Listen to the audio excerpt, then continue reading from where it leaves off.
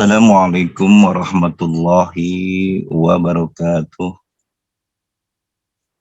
Alhamdulillahillazi faddalana ala katsirin min ibadihil mu'minin. Ashhadu an la ilaha illallah wahdahu la syarikalah. Wa ashhadu anna sayyidana Muhammadan abduhu wa rasuluhu la nabiyya ba'da. Allahumma salli wa sallim ala nabiyil hasimi Muhammadin wa ala alihi wa sallim taslima amma ba'du. Qala rabbi shrah li sadri wa yassir li amri wahlul 'uqdatam min lisani yafqahu qawli. Ilahi anta maqsudi wa ridhaka matlubi a'tini mahabbataka wa ma'rifatak wa a'tini ma'aka abadan. Di hadapan seluruh ahli silsilah Thariqah Qadiriyah Naqsabaniyah Ma'ansuriyah, terkhusus guru mursyid kita Syekh Muhammad Abdul Ghaus Saifullah Maslul Qaddasallahu sirrah. Al-Fatihah. A'udzubillahi minasyaitonirrajim. Bismillahirrahmanirrahim. Alhamdulillahirabbil alamin. Arrahmanirrahim. Maliki yaumiddin. Iyyaka na'budu wa iyyaka nasta'in.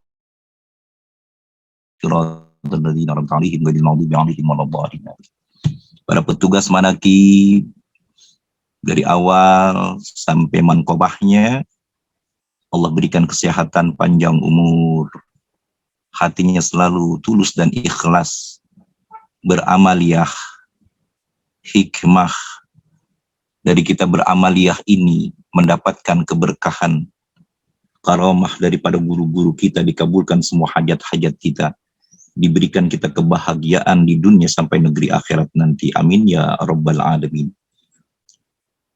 Pemangku manakib online sedunia, seluruh ikhwan dan akhwat yang hadir di manakib sore hari ini, alhamdulillah Allah masih memberikan kita kenikmatan iman, Islam, ihsan, sehat badan kita, sehingga kita mampu mendengarkan dengan hati yang senang, dengan pikiran yang tenang. Kita mendengarkan dari awal hingga akhir. Sampai sekarang saya bertugas untuk hikmah ilmiahnya ini. Semoga bermanfaat buat kita semua, terkhusus buat diri Al-Fakir Samsul Bahri sendiri. Alhamdulillah, di sini Al-Fakir akan membuka sedikit tentang masalah pentingnya kita beramal ibadah dengan ikhlas. Jika persentasi ikhlas seseorang dalam hati hanya sebesar 40% saja, selebihnya dia berniat bukan karena Allah, tetapi untuk tujuan supaya mendapatkan hanya sebatas dunia, materi, jabatan, atau hanya mencari perhatian makhluk saja, misalnya, ia hanya mendapatkan balasan dari 40%. Artinya, kadar balasan keikhlasan seseorang tergantung pada persentase ikhlasnya dalam hati kita. Kita zikir khofi kita, zikir jahar kita, kita bermanakib kita, bukan hanya karena Allah, hanya karena keinginan-keinginan dunia kita saja. Berapa persen keinginan dunia kita itu? Ya itulah yang kita dapatkan. Apalagi cuma 100%. Karena kita ingin mendapatkan dunia, 100% itu diberikan hanya untuk sampai dunia saja. Tapi untuk ikhlas karena Allahnya, hanya kita semua yang tahu. Karena hati kita ini, hanya diri kita lah dan Allah lah yang mengetahui. Dan guru mursyid kita yang lebih peka. Karena guru mursyid kita adalah pintu. Yang mana pintu ini mengetahui siapa yang keluar masuk ke dalam gerbong murid-muridnya Abah. Apalagi yang sampai maklumat yang luar biasa, misalkan. Siapa yang mau keluar? Banyak sekali yang keluar daripada masalah rokok ini. Sampai dia kembali lagi ke 37. Saya bilang silahkan. daripada menjadi murid yang membangkang kepada seorang guru akan menjadi memakan diri sendiri. Kalau orang bilang itu kelindih ya, kalau orang Bekasi bilang kelindih gitu loh. Kelindih itu adalah orang yang tidak patuh dengan gurunya, makanya lebih baik keluar saja gitu loh. Keluar ya udah. Karena kalau kita tidak patuh, apalagi ini masalah torikoh, masalah ruh, masalah jiwa, kita nggak gila aja masih bagus gitu loh. Makanya kita setia kepada Abah sampai akhir hayat kita. Kita yakin bahwa kita menuju ridhonya Allah adalah hasil perantara ditujukan ruh kita kepada Allah Subhanahu wa taala perantara guru kita. Makanya ikhlas ini penting. Innamal a'malu binniyat wa innamal likulli imri'in ma nawa. Sesungguhnya amal-amal itu tergantung dengan niatnya, dan setiap orang itu tergantung atas apa yang ia niatkan. Makanya kita niatkan dalam bermanakib ini karena Allah semata. Mencari ridho Allah semata. Mencari ridho guru kita semata. Syekh Muhammad Abdul Ghaus Saifullah Maslul qaddasallahu sirruh. Wa qala Ma'ruful Karhi, berkata Syekh Ma'ruf Al-Karhi sebagai berikut. Man amila lis-sawabi fahuwa minat tujar. Barang siapa beramal supaya dapat pahala, maka ia bagaikan orang-orang yang sedang dagang, sedang jualan. Maksudnya, ia beramal dengan angan-angan mendapatkan keuntungan itu seolah-olah seperti sedang tukar-menukar yakin amal dengan pahala. Waman amila khaufan minan nari fahuwa minal abid. Barang siapa melakukan sebuah tindakan karena takut neraka, ia termasuk hamba Allah. Waman amila lillahi fahuwa minal ahrar. Dan barang siapa yang bertindak karena Allah semata, ia merupakan orang yang merdeka.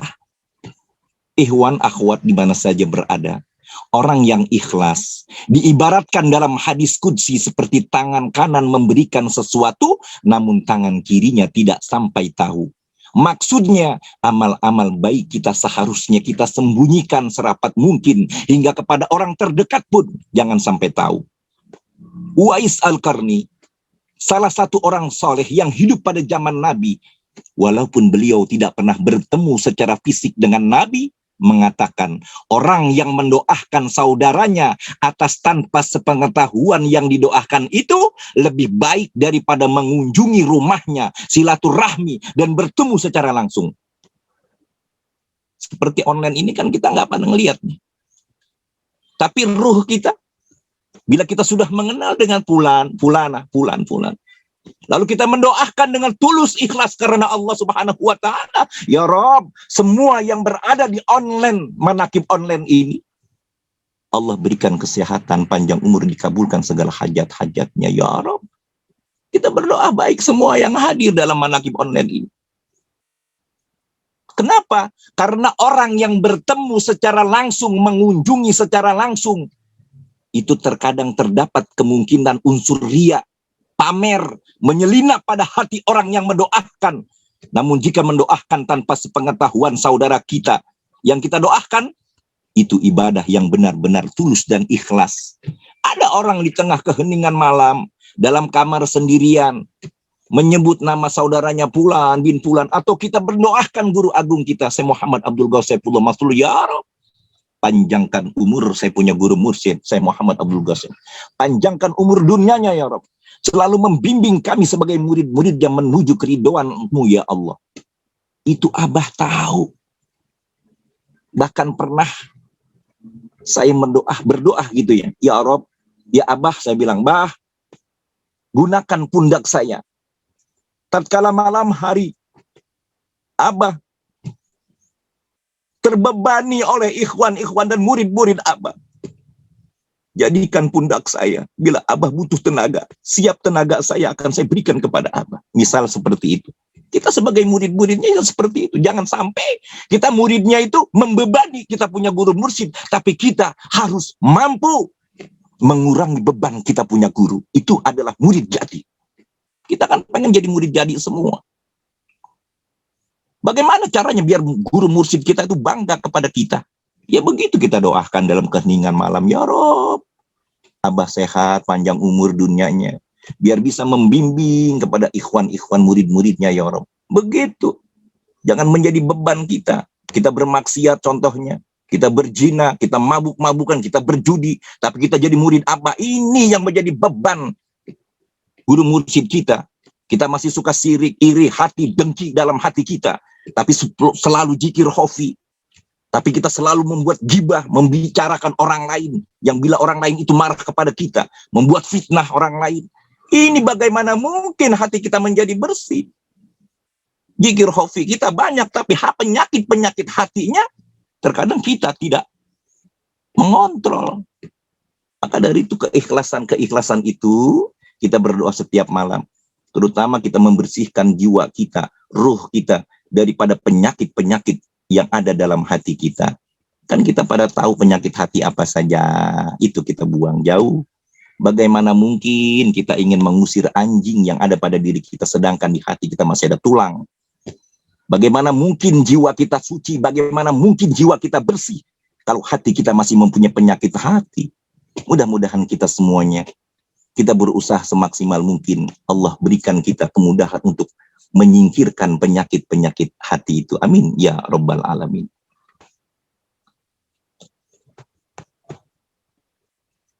Dalam sebuah hadis dikisahkan ada orang yang dikasih kekayaan oleh Allah Subhanahu wa taala pada hari kiamat. Ia ditanya oleh Allah, "Apa yang kamu lakukan atas semua kenikmatan yang telah aku berikan?" Dia menjawab, "Ya Tuhan, aku telah menyedekahkan harta-hartaku sepanjang siang malam." Jawab hamba itu. Kemudian Allah menjawab balik, "Kamu berbohong." Tidak hanya Allah saja yang menjawab, malaikat pun mengatakan demikian.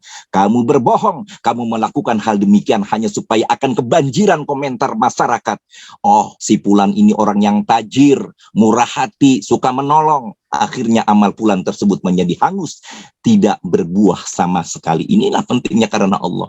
Kata ikhlas dalam Al-Quran diantaranya disebut untuk menggambarkan susu yang murni. Susu keluar dari perut hewan, yang mana dalam perut hewan terdapat darah dan kotoran, namun susu sama sekali tidak tercampur kedua kotoran tersebut. Begitupun susu dalam ibu kita dulu, kita menyusu.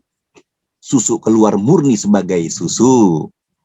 Kita di dunia ini atas kekotoran-kekotoran yang ada, kita perlu memurnikan segala perilaku kita. Kita persembahkan kepada Allah Subhanahu wa taala, "Wa inna lakum fil an'am la ibratan nusqikum mimma fi butunihi mim baini farsin wa damin labanan khalisan sa'igon lisyaribin." Dan sungguh pada hewan ternak itu benar-benar terdapat pelajaran bagi kamu. Kami memberimu minum dari apa yang ada dalam perutnya berupa susu murni antara kotoran dan darah yang kemudian ditelan bagi orang yang meminumnya. Dengan demikian perlu kita ketahui, seperti kemurnian itu, susu itu, ikhlas mempunyai definisi. Al-ikhlasu huwa tazridu qasdit taqarrubi ilallahi ta'ala an jami'i syawahid. Ikhlas adalah memurnikan tujuan takarrub kepada Allah Ta'ala dari segala hal yang mencampurinya. Maka dari itu, ikhwan, akhwat, saudaraku, di mana saja berada manakib online di seluruh dunia. Oleh karena itu, ikhlas menduduki posisi kunci dalam semua kegiatan kita. Mari kita selalu berusaha dan berdoa kepada Allah Subhanahu wa taala. Semoga kita dipermudah oleh Allah dalam beribadah dengan balutan ikhlas karena Allah Subhanahu wa taala semata. Demikianlah hikmah ilmiah sore hari ini, semoga bermanfaat buat diri kita. Dan kita, ayo, lebih ikhlas lagi. Yang mungkin ikhlas kita kemarin baru ada 90%, kita tambah lagi. Tulus ikhlas kita karena Allah ini, bukan karena makhluk semata-mata. Apa yang dikatakan guru mursyid kita, semuanya kita kerjakan ikhlas karena Allah Subhanahu wa ta'ala. Demikianlah Al-Fakir, kalau ada kata yang salah, mohon dibukakan pintu maaf yang seluas-luasnya. Kebenaran hanya milik Allah Subhanahu wa ta'ala, kesalahan milik Al-Fakir Samsul Bahri. Mohon dibukakan pintu maaf. Wallahu muwaffiq ila aqwamit thoriq. Wassalamualaikum warahmatullahi wabarakatuh.